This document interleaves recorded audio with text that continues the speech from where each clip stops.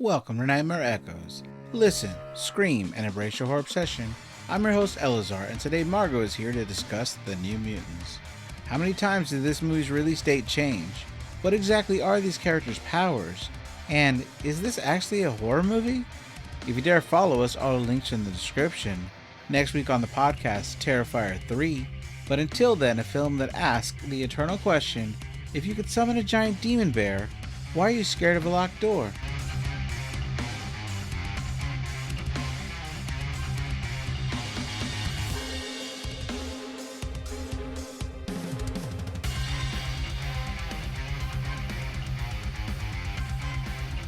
Hello, everybody. Welcome back to Nightmare Echoes. I'm your host, Eleazar. I'm joined again by Margo. Margo, how's it going? Hello!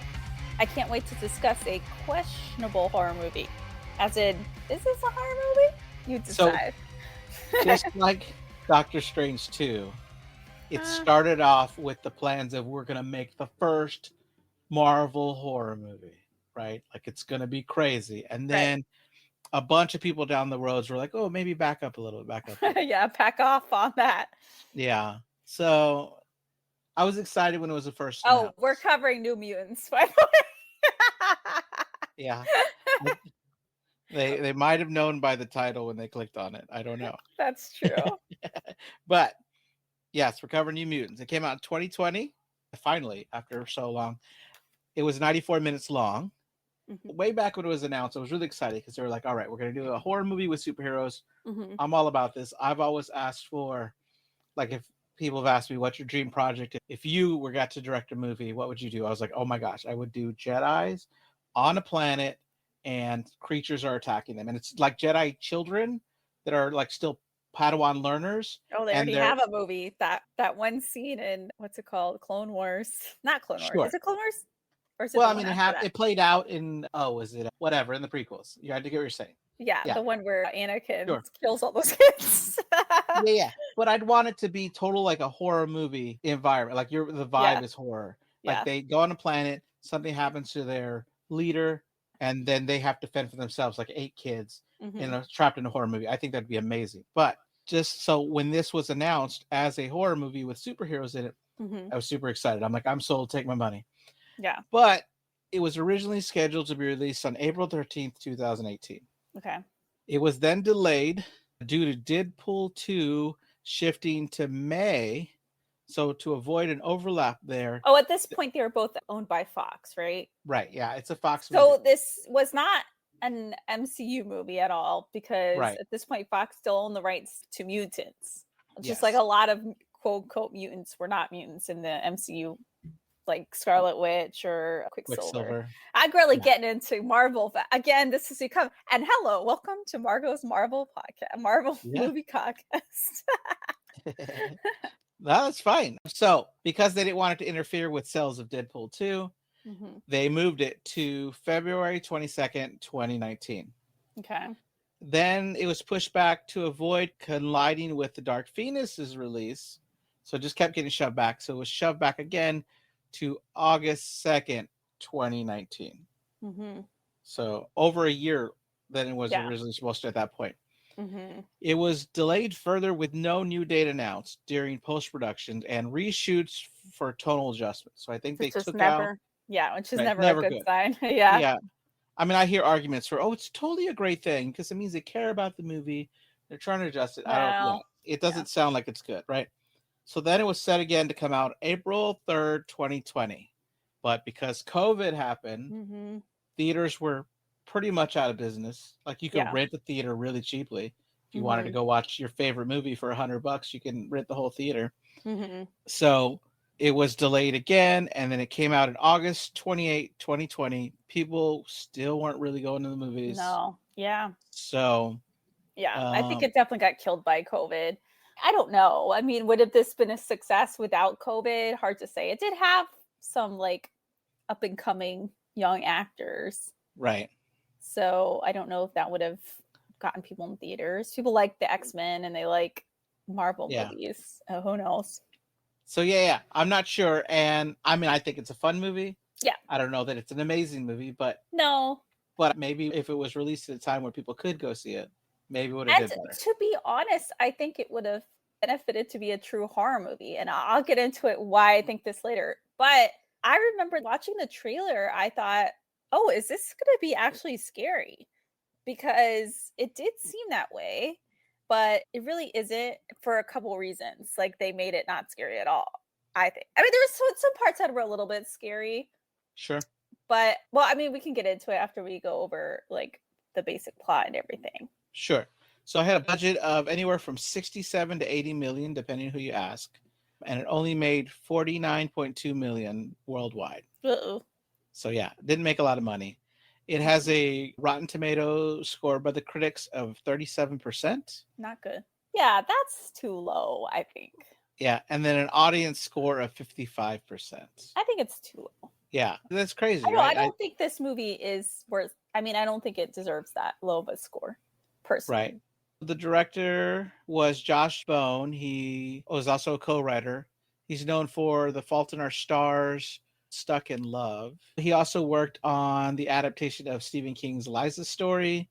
Nat Lee, who also co-wrote it, who worked on scripts such as Hitman Agent 47 and some earlier horror stuff in his career. Mm-hmm. That's not good. Right? Hitman Agent 47. The cast, though, Macy Williams. The cast was really good. Right? Yeah. She plays Rain Wolfsbane Sinclair. I know her most from Game of Thrones as Arya Stark. She was also in The Owners, which came out in the same year, a Black Mirror episode. Let me just pause and say that they have these like X-Men mutant like side names that are not mentioned at all. Not side name, but like names that are not mentioned at all in this movie. Yeah, exactly. It's like they never mentioned Wolfsbane at one point in this movie, but I noticed in like descriptions they have them, you know, because they are based on like actual Marvel characters. Right. I think the only one that is mentioned is Magic. Oh, because she says something about her powers being magic. She's like, I am magic. Yeah, but right. But she spells it with a K, or the comic book spell it with a K. I thought it was a Majik. Me too. I always do that, and I get weird looks. I guess it's not. But I watch YouTube videos because I own quite a few comic books of her on the cover, right? Like if it's like I like that character, and I remember buying alternate covers because it's her on the cover. But I learned it's Magic, not Magic, which I always wanted to call it. Yeah. Anyway, okay. Yeah.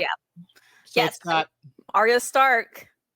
Yeah. Game of Thrones. A fun fact about Game of Thrones: I've seen 2 seasons. No, 1.5 seasons. The last season, which is widely known as the worst season, and half of the season before that.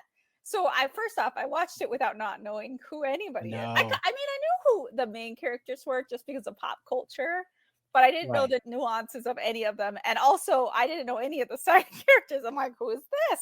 Right. And also, because I watched the last season, I was like, well, this is stupid. I don't want to watch the rest. And everyone's like, no! It's so good. Yeah, her best season, I want to say it's season 5 for Macy Williams, right? Because Arya Stark gets recruited into this assassin guild that has a million faces, and they're able to change these faces all the time.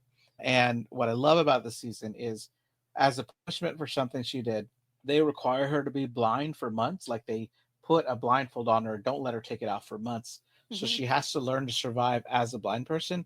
And I think it's part of like the mission she goes out on. She has to be blind when she does things. So at the end of the season, she's being hunted by another assassin because she's trying to leave the guild. The assassin is a way better fighter than Arya Stark is. But Arya Stark leads her into a cave where there's 2 candles lighting up the room. And the last thing you see is Arya Stark use her sword to take out the candles, which means it's now pitch black in this cave, which is the advantage since she had trained herself to be blind. Cool. It was such a good moment. I'm sure it was. I don't know. She had so the character in this movie had short hair, and I wondered if that was Game of Thrones or what, or maybe it was just a wig. I don't know. Yeah, I think her hair's short in Game of Thrones, at least in the later seasons. Yeah, I was just wondering why her hair was short in this movie. It's not that short. I don't know. I think that was the look they're going for. They also, I wonder if it's because they wanted her to seem more tomboyish. But she didn't get that impression otherwise, though. So I don't know. I don't know. Yeah, I'm not sure. I don't know the choice. Maybe the character in the comic books has short hair. I don't know. Maybe. Anyway, go ahead. Yeah. We got Anya Taylor-Joy, who plays Ileana Magic Rasputin. She had already been in The Witch and Split, both of those more horror than this. You still haven't seen The Witch, right? Also, I'm not watching that movie. Although I've heard it's more boring than it's more artsy than scary. I think it's boring to people that can't not be on their phone while watching it, because you have to put the phone away and pay attention. Okay. And I think because there's no dialogue, you'll be like, wait, what's been happening for the last half hour? Okay. If you're on your phone. I don't know. I might watch it. Probably not. I don't know. I like it a lot. Yeah, she's also in Split's sequel too. What was that one called? That was called Glass. Yeah, Glass. But what I love about Split is it's got James McAvoy, who plays so many different characters really well in this movie. Yeah. Like, he does a really good job. Multiple personalities. Yeah. Yeah. It's like, I like them a lot. What is it? What people know of multiple personality disorder or dissociative identity disorder. Yes. Although does he? He does. Right. Maybe. I don't know. We already covered her. That's a good. Oh, is that a horror movie? Can we do that one? Which one? Split? Yeah, but I think what we'll do is that we'll have to get Unbreakable done first. Unbreakable is not a horror movie. But how are you going to jump right into part 2? I think we should do it. Anyway, I've seen them both. Yeah. We'll just do a quick wrap up of what happened previously on the franchise. Okay. All right. I don't think you need to have seen Unbreakable to see Split. I guess that's true. But then the big reveal at the end is pointless to you. I guess. Anyway. No, you're good. You're good. This is I kind of want to go off on cool tangents. Okay. Anya Taylor-Joy was also in The Menu, which we covered on this podcast. Episode 2. She's good in that. Furiosa, which is the Mad Max sequel to Fury Road. Fury Road, one of the best movies. That's good. It's an amazing movie. Not a horror. If only we could turn this into Margo's sci-fi fantasy action movie. I mean, if you want to do a different podcast, I will start it. You're going to have to edit it. No, I'm not editing. Yeah. Also, she was in the Queen's Gambit, I think, before this. So that's probably where most people knew her from when she did this movie. Yeah, I think that I don't know when they came out. This had been filmed first, though. Yeah, but it just was delayed so much. Right. And then she's also in Last Night in Soho, which is I didn't see that. Kind of a psychological horror movie. I like it a lot. She has like a beautiful dance scene. Oh, I do know. I haven't seen it, but I do know what this movie is. Yeah. I like it a lot. It's a lot of fun. I would say if it's scary at all, the very end can get a little scary, maybe, in the Last Night in Soho. I mean, just based on the trailer, I didn't think it would be scary. Okay. She's on this new Apple movie that's The Gorge, Apple TV movie. They have like 5 gazillion Apple TV movies that nobody's ever heard of that have like all these famous people. But yeah, I thought it was pretty fun, that movie. It was like these 2 like assassins or something. I don't know what they are. They're put in charge of like they're across like a canyon, basically a quote gorge, and they have to like kill these like zombie creatures or whatever. I guess that's kind of a spoiler, but pretty fun. And there's a little bit of romance going on there, right? Yeah. Yes. Right. Did you see the movie? Not all of it. Yeah. Like I haven't made time. Like, I'm done. I'm done with this. No, I've seen clips that people have posted of it. Oh, okay. And I've heard people like it a lot. Yeah, it's pretty good. I'm like, why is this not released into theaters? But who knows? Because I would say, well, a few hundred movies come out a year, I swear. Like 40 horror movies come out a year. And so I'll watch a lot of people's take on movies before I make time to watch them because it's hard to watch them all. And I've heard people like that one a lot. So I wouldn't consider that a horror movie. But it's not okay. It was just I would consider it more of an action movie, but okay. It could be hard. Okay. We stretch some. We really stretch some. We do. So I don't know. Wait, you would have to have Apple TV to watch this movie, so whatever. Anyways. Right. I have it right now because of Severance. Oh, yeah. Because my family just binge watched that whole thing. Show. Amazing show. I like it a lot. Yeah. All right. So we have Blue Hunt as Danny Moonstar, also aka Mirage in the comics. I don't know anything. I think she's been on that show. That was a spinoff of Vampire Diaries. The Originals. No, the Originals? Was it the Originals or the other one? The Originals is the spinoff of I know there's another one though. There's another spinoff. I think she was in one or the other. Well, what I have written down is the Shannara Chronicles, which is that fantasy books series. Yeah. True Detective Night Country. Okay. And Tell Me How I Die, which is a slasher horror. Okay. You gonna look it up? Yeah, it was the original. Sorry. Okay, you're good. Then I don't know who she played though. Yeah, I haven't watched seen that show. I've seen it. Well, maybe I haven't seen all the seasons, so maybe it was a season that I haven't seen. But anyway, whatever. Yeah. We have Elise Braga. Elise Braga plays Dr. Reyes. She was in Elysium, Predators. That's the third one. Which, man, talk about like a hard series to name, right? You got Predator, Predator 2, Predators, and then The Predator, then Prey. Yeah. And she was also in I Am Legend. Then we had Henry Zaga as Roberto Sunspot da Costa. He's from 13 Reasons Why. Very handsome. Yeah.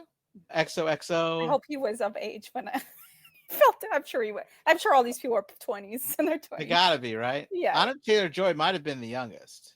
Oh, really? I think by the time they filmed it, I'm not sure. Yeah. Anyway, and The Gifted, which is a different X-Men universe TV series, which I had a lot of fun with. Gifted. I never watched that. Is it worth watching? I mean, I liked it at the time. I was getting my fill of mutant stuff. Same with Cloak and Dagger. I know we talked about that once. Cloak and Dagger was a lot of fun. All right, I'm going to go to the plot. Wait, Charlie Heaton. You forgot about Charlie Heaton. I did. How did I do? Oh, I skipped right over him. Yeah. Charlie Heaton is Sam Guthrie, a.k.a. Cannonball, who was in Stranger Things. Yeah, he played the older brother that I don't know his name in Stranger Things. Right. Anytime he's on screen, I'm like, I don't care about this storyline. So I know I've totally forgot to mention Charlie Heaton here, but with the three, Macy Williams, Anna Taylor-Joy, and Charlie Heaton, if they released it in 2018 when they wanted to, they were a lot more like in the zeitgeist. Yeah. And I think people would have gone out to see this movie more if it was released then. Yeah. All right. So the plot. So the movie opens with Danny Moonstar, who is woken up by her father, William Lone Star. He rushes her out of the Shine Reservation, which is under attack by something we can't see. He hides her in a tree stump, but he doesn't make it out alive, and Danny runs only to get knocked out. When she wakes up, she's inside an old, abandoned-looking hospital called Millbury, run by Dr. Cecilia Reyes. Reyes tells her whole reservation was wiped out, and Danny is the only survivor. Reyes says, "The man I work for has a way of discovering new mutants the moment their powers show themselves," which I think was put here so that we think she's working for Professor X. Well, the kids think they're going to be like rehabilitated to become X-Men. Exactly. So at the hospital, Danny meets the other kids. We got Sam Guthrie, who can launch himself into the air like a human cannonball. Eleazar Rasputin, who can conjure magic and slip into a hellish alternate dimension. Oh boy, her powers don't make sense. Yeah, they're accurate to the comic book, though. Yeah, yeah, they are. Robert DaCosta, who can literally turn into the walking sun. Rain Sinclair, who's a werewolf or a lycanthropy. When she comes in, Roberto laughs about her name, although it doesn't compare to the utter racism that Ileana gives her throughout this whole movie. So Ileana has to give her a tour. She asks if she has any weed, and when she doesn't, she's like, "What kind of Indian are you?" She goes into detail about what kind of Indian she is, but Ileana doesn't care. There's also a scene where she calls her Hey Standing Rock and asks her if she wants a buffalo wing. And when they go to fight, Ileana looks like she's actually going to try to kill her with her bladed sword that she could summon.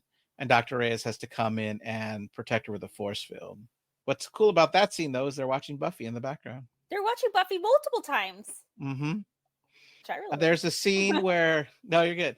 There's a scene, like every horror movie out there, where they have to have a shower scene, where we see two of them shower. They had multiple shower scenes. Yeah. Except they weren't sexy at all. So I don't know. I don't know why we'd had to see that. We see that... Oh, I guess just to see her. She has a brand.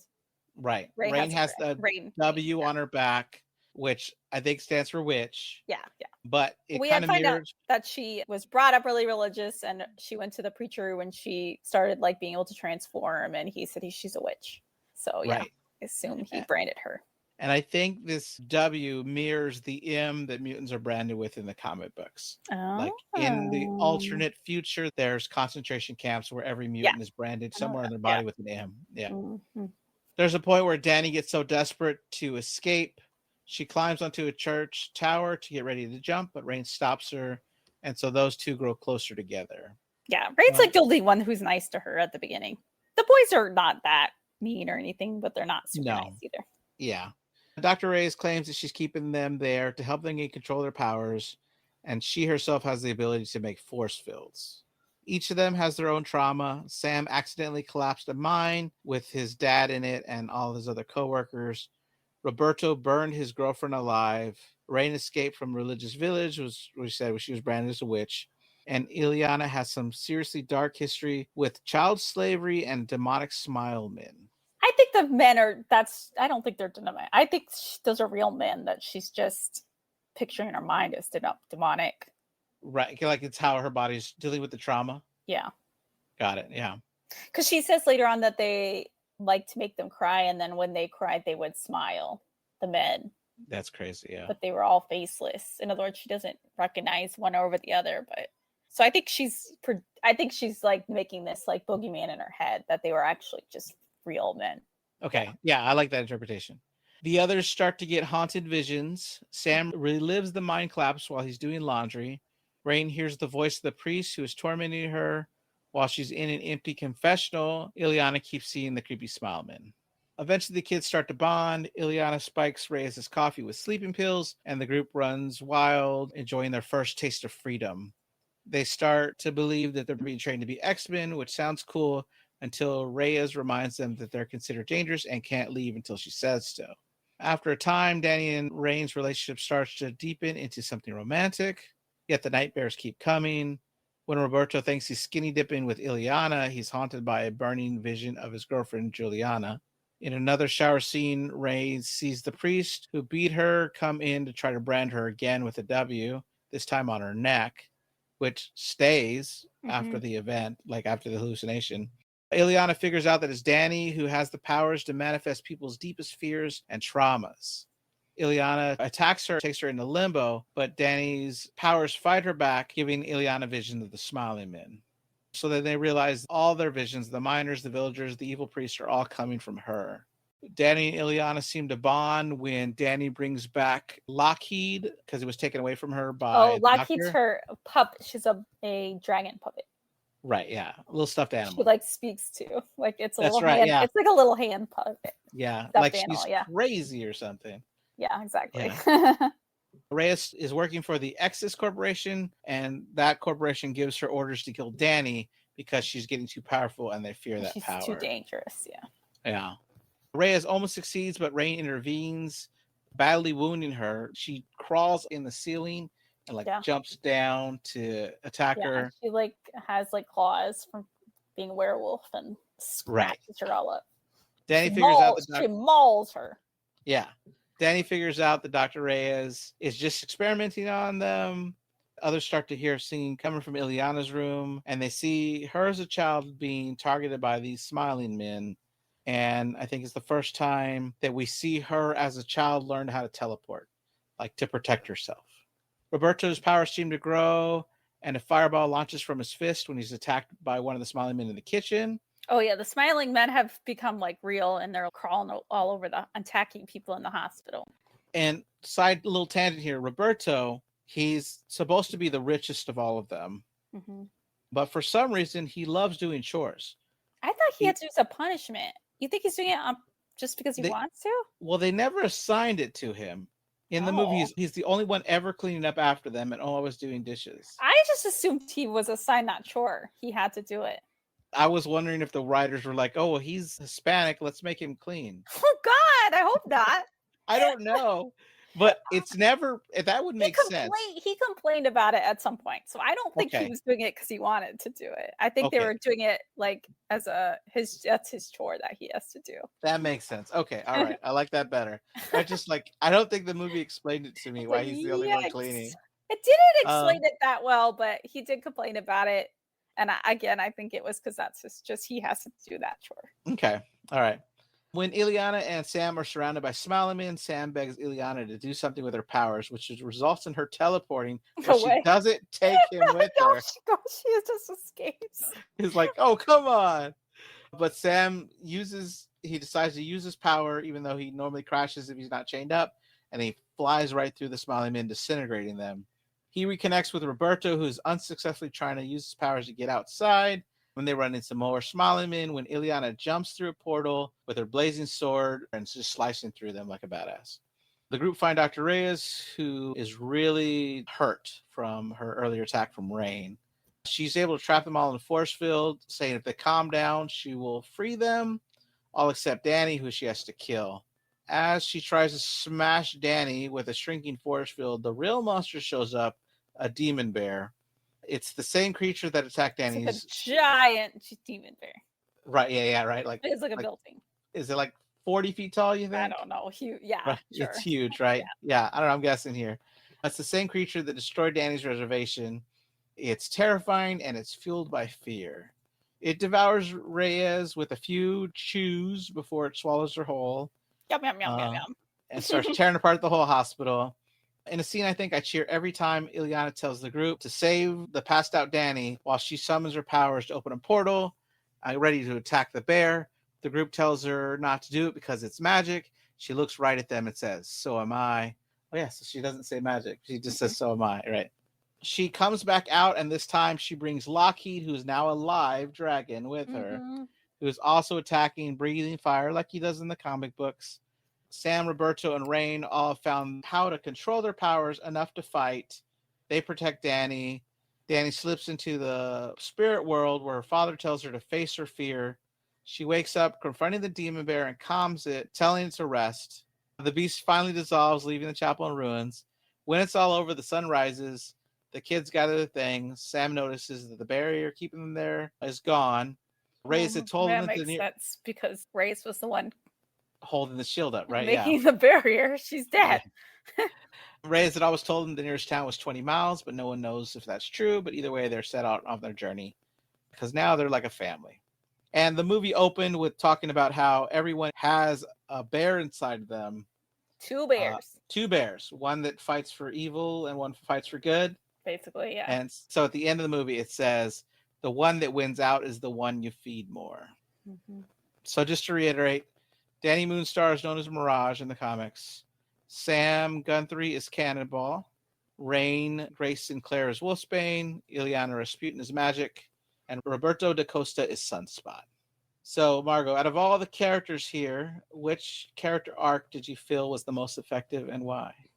So, okay, so all the kids, quote unquote. I mean, they're supposed to be in their teens, but they're supposed to be teens. Yeah, I don't know if these actors are in their teens, but they all have their own little like journeys they have to go through. So, first off, all of them have killed people with their powers accidentally. Roberto burned his girlfriend by accident when they were like making out or whatever. I don't know what they were saying they were doing, but something like that. And Rain killed the priest, I guess, because he was trying to attack her. Anna Taylor-Joy character, Ileana, she killed a lot of people, which I'm assuming were the men who were attacking. Right. And obviously, and what's his name? Charlie Keaton's character. He killed his dad by accident and the people in the mine when his power manifested. And then Danny killed her whole tribe by summoning the demon bear. So they have to like get over this. I think there's a problem with these ensemble films where there's just too many characters, right? This is why I think ensembles really are better as TV shows and not as movies. And this is what I was going to talk about and I'm kind of going off topic, but I'll bring it back around. I was like, You're good. This is why I think it might have been better as a horror movie, because horror movies are often ensembles, right? Because you don't need to flesh out their characters. They're all going to get killed. So you just have these like archetype, stereotype people. Like you have, I'm a ditzy girl. I'm a whatever. I'm a jock. I'm a nerd, whatever. And then they all just get killed and who cares, right? Whereas in this movie, it's like they don't have time to flesh out everybody completely. So I think the best was the girls, definitely. The guys, they kind of just like, whatever. I mean, I don't even know what Roberto's journey was. he was afraid to use his powers and then he used it at the end, but like, right.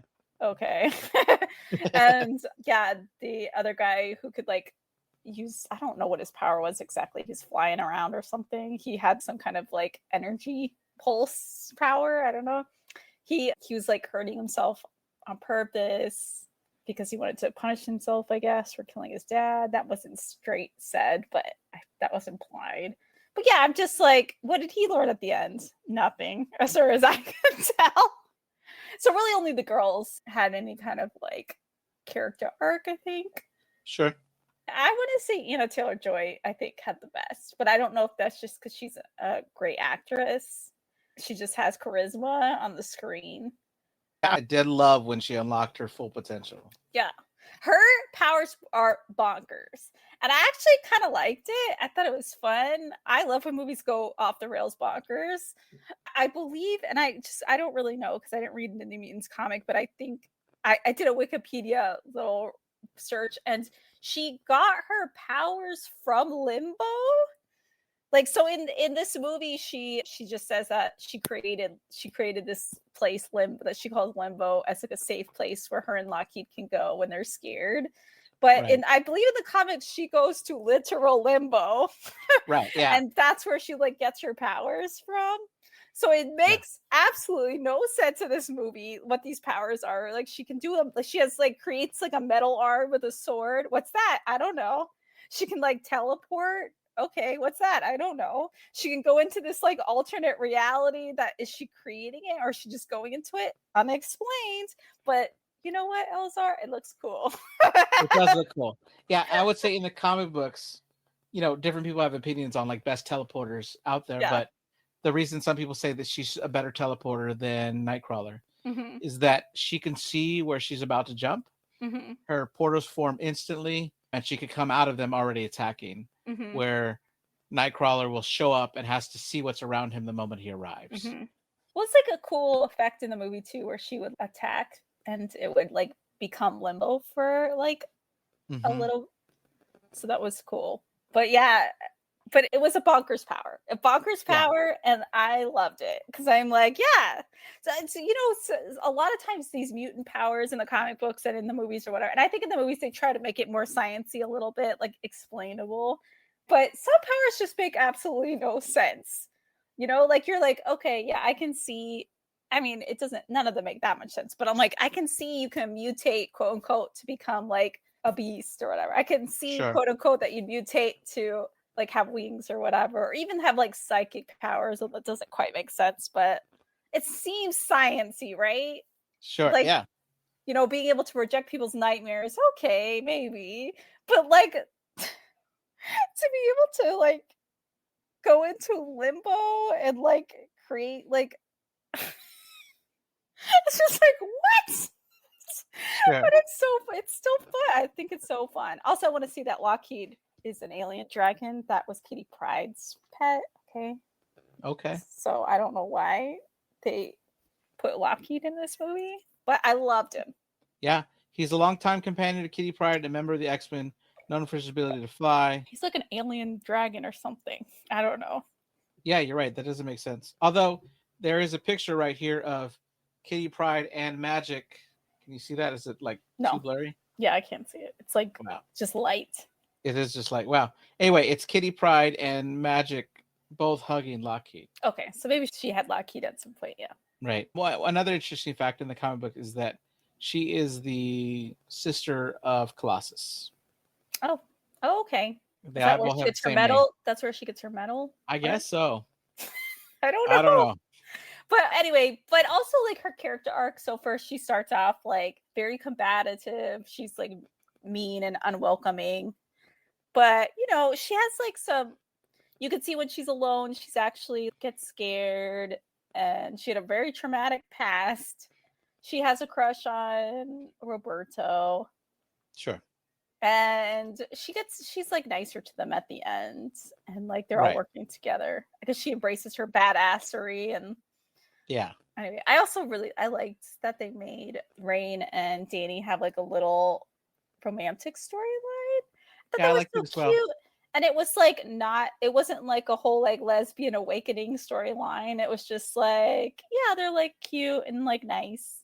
I like the reason why Danny likes Rain is because she's nice to her. I'm like, yeah, that's a great reason. That makes sense. So that was really cute. I like that. But yeah, I mean, obviously Danny was the main character. Yeah.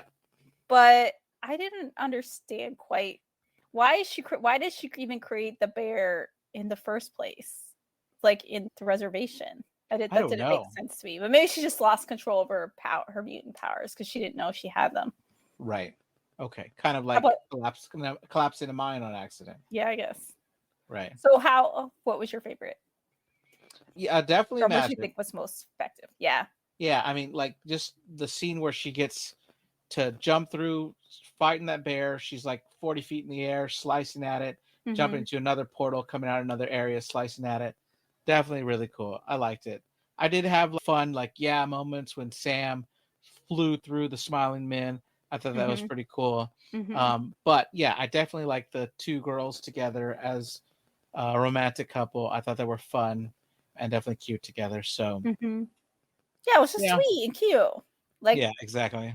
So I know we talked about it a little bit already. Even like Ileana and Roberto had like a little cute flirtation. He was really cute and sweet, you know? Yeah. So we talked about it a lot. There's not too much horror in there. Were any of the moments scary at all for you? I mean, the Smiley Men were pretty scary, I think. Yeah. So I think to me, it would have been scarier if it wasn't so clear that Danny was doing something from the very beginning. Because whenever the like nightmares are happening, Reyes is looking at a monitor and it's saying like, I don't remember exactly what it said, but like psychic ability occurring or something like that. And it's like on Danny and she's like having a nightmare or something. And I'm like, to me, that makes it pretty clear that she's like making this happen. I don't know if so when I first saw the movie, like the first time, I don't know, did I know immediately that it was Danny or did I maybe think they were like drugging them or something to make them activate their powers? I don't remember. But in this watch, it seemed very clear that's what was happening. And I think it would have been more scary if it seems like maybe it was a haunted hospital. Because it's kind of like a creepy hospital, right? It is, yeah. Seems abandoned. It's like creepy. And then all of a sudden they're having these like hallucinations or whatever. Yeah, I think that premise would have even been better. Yeah. Like X-Men versus a haunted hospital. Well, it could have even had the reveal that it was Danny causing it, as long as it was until the very end, it was unclear, you know? Right. So. Was the reveal of the true nature of the facility effective at all? I think so. What do you think? Okay. I don't know what Essex is. That must be a comic thing. Do you know what that is?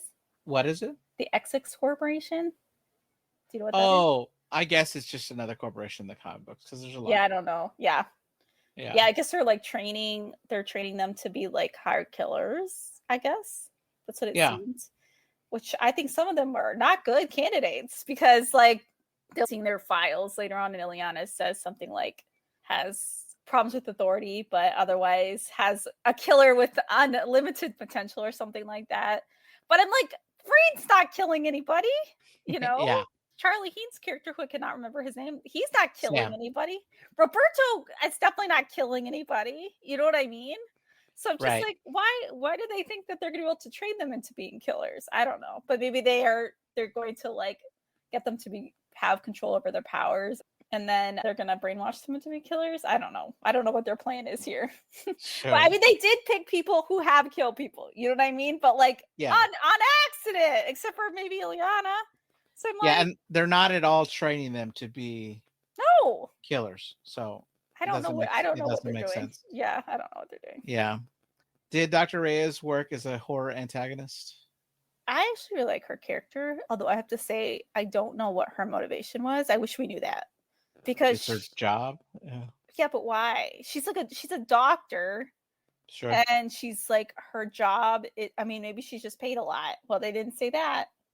If they had said that, maybe I've been like, okay. But like, I thought it was wild that they just have one person working in this. Yes. It didn't make any sense. That was wild. I'm like, they don't have no other person just one woman controlling all these quite dangerous teens. I mean, she could do force fields, which are very effective, but still, I was just like, wow. But I think the thing is, I think she could have been one of those characters who like is evil or whatever, but she's doing it for a reason she thinks is good for good. You know what I mean? But I don't necessarily get the impression from her. I get the impression she's just doing her job. But why? Yeah, You I'm trying to know, think of the. I wish we had a reason. You know. Yeah, Mr. Sinister in the comic books. He's painted as a villain, but he is collecting all the DNA of all the mutants, like for his own knowledge. Mm-hmm. Although when Jonathan Hickman took over the comics, it turns out that Professor X had planted that idea in his head to do the work for him because he needed all the genetics of the mutants so that he can, because eventually when they create an island called Krakoa, they're able to make the 5, which are 5 mutants whose powers together are able to resurrect any mutant that has died in the past. It's crazy, right? This is what I'm talking about. The comics going off the rails, and I love it. Right. Well, they have psychics. We need more of that energy in the movies. Right. They have psychics that are backing up everybody's memory once per week. And then once a year, they just do a whole new download. That makes sense. And so that if you die, the longest thing is, I don't remember what happened. The last thing I was remember was 5 days ago. You know, but you're back alive again. So what does it matter? Like, but it's crazy. Did you think she was an effective villain? I mean, yeah, I kind of liked her too, but I don't know. It's hard to remember how I felt the first time. But I felt like it was a little too obvious that she wasn't trustworthy. Well, she was always very like authoritarian. You know what I mean? She wasn't loving at all or like comforting to them at all. Which is interesting because if you think that if you really are going to believe that this is like a rehabilitation like hospital, like I'm like you would think they would be getting like therapy or something. Sure. But yeah, she's just basically like, don't misbehave and go to your rooms. I mean, they have these sessions where they're getting to know each other. Yeah. Which gives the impression that they haven't been there that long. I know, but they have. I know. That's just movie magic, you know, because we have to have an introduction to them. I was going to say the other thing is that they do seem to like look to her as like taking care of them a little bit. Because anytime anything goes wrong, they're like, Dr. Reyes, take care of it. Sure. And I guess it would beat being sent to jail. Like it beats being in prison for the murders they've committed. That is true. Right. Yeah. So maybe they believe they need to be there. Yeah. Well, I think they do believe that. Yeah. But anyway. Is there any character you wish had gotten more of a backstory or more screen time? No, because nobody got. Well, I was saying I wish I did have a little bit of Reyes's backstory. Yeah. Because I think that would have made her more of effective, like a villain. I don't really. I didn't need any more backstory because of the characters because I didn't get enough to like really care anymore. Sure. You know what I mean? Like because there's too many characters, you can't flesh everyone out that much in an hour and a half. Right. Yeah. Okay. I mean, that makes sense. How about you? Yeah, I guess I like Cannonball a lot from the comics, where my favorite run is when Hickman took him over after the House of X and Powers of X are this run comic where they stopped every X-Men run completely and put out 2 different runs. House of X talked about modern times, and Powers of X, which is like Powers of 10, talked about year 0, 1, 100, and 1000 of like the timeline of the X-Men. And it reset the story in a new... You gotta reset. It was done so well, though, Margo. Once DC and Marvel goes too off the rails, they gotta reset. And so, like, I don't even know what's happening anymore. You're not wrong, but which the MCU, by the way, the MCU is like, I think this is let's do that. I'm like, no, MCU, stop. You don't want to get into too many timelines. You're gonna get confused. Yeah, sure. Well, afterwards, they pick up with the New Mutants again, and they're sent on a mission. Basically, they find out that Sam is somewhere in space and they need to go rescue him. Mm-hmm. So they hitch a ride with the Stargazers, which is led by Cyclops' dad, and they're like space pirates. Mm-hmm. And they go on this mission. Oh, I do remember this, sort of. I mean, not this storyline, but the space pirates. Okay, got it. Okay, cool. Cyclops' dad, space pirate. And so they quickly do something that gets them arrested in another sector of the galaxy, and they have to call in a lawyer, which is this ridiculous storyline. But Sam is there. He's the one that hired the lawyer, and they're like they put Sam in charge of the group to like watch over so they can't do anything else bad. And in this point, he's like a natural leader. So I like it. I like him a lot. And so just because I like him in the comics, yeah, I wish they did a little bit more with him. He has like almost, the boys really have almost no. Yeah, almost no story time. Out. Like, I mean, just again, I mean, they just don't have time. Sure.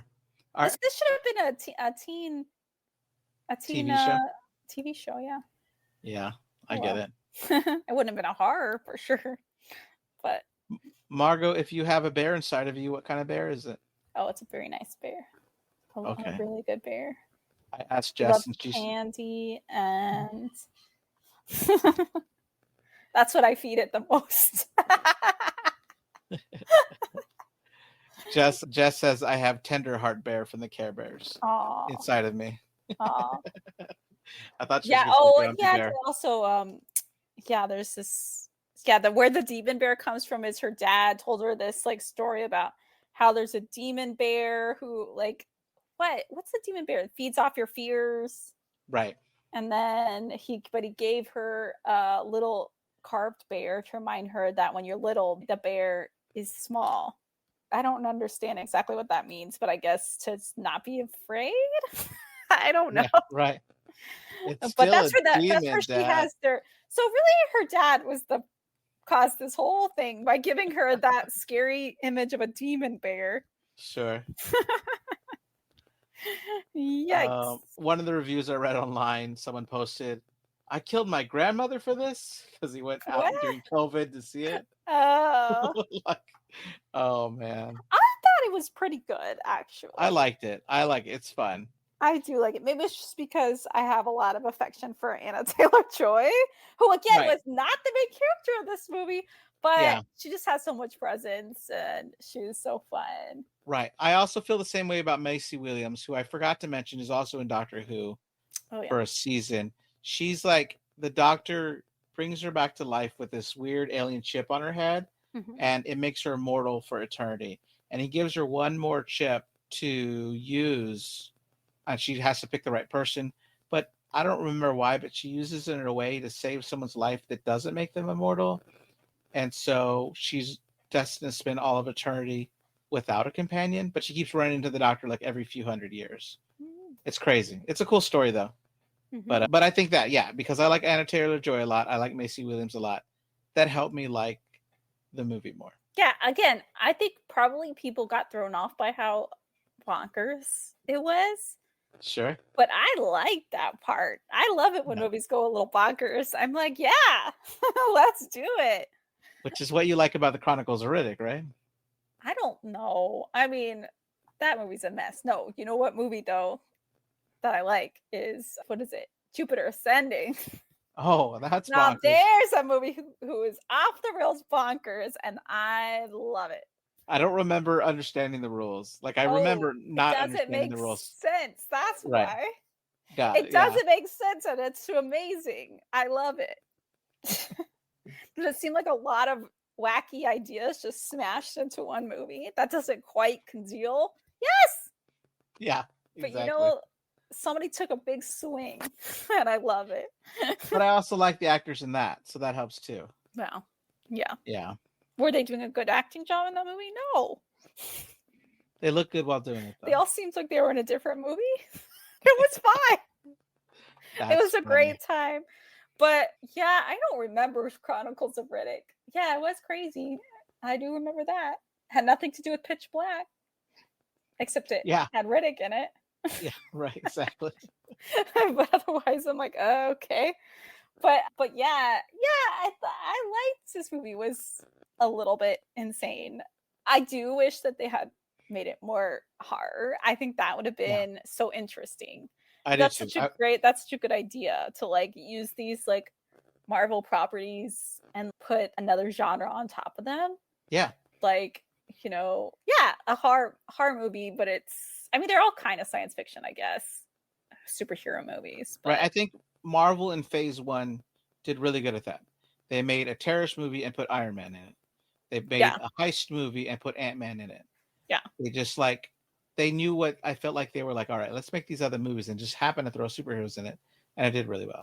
You're right. I think that the movies are less able to just stand on their own now, and they were more, as they went on, they started getting more interconnected, and you have to watch them all to like really get the feeling of the movie, whereas the like best Marvel movies are their own thing.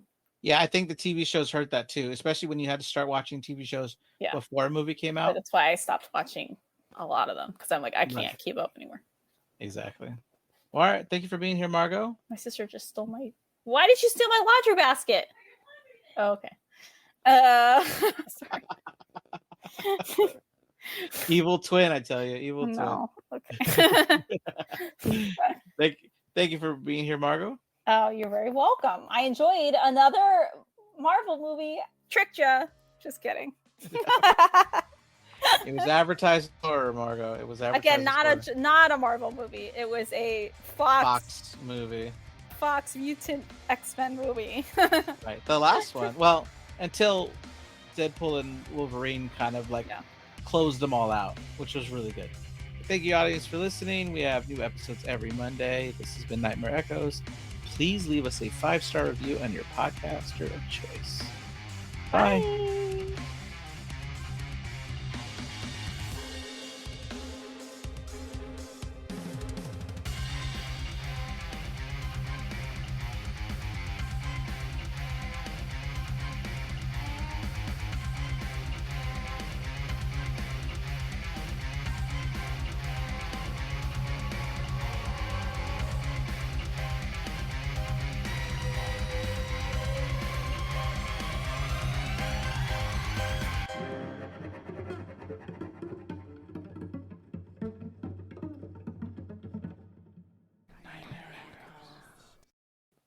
The beast finally dissolves, leaving the chapel in ruins. You're so loud. Sorry. You're good.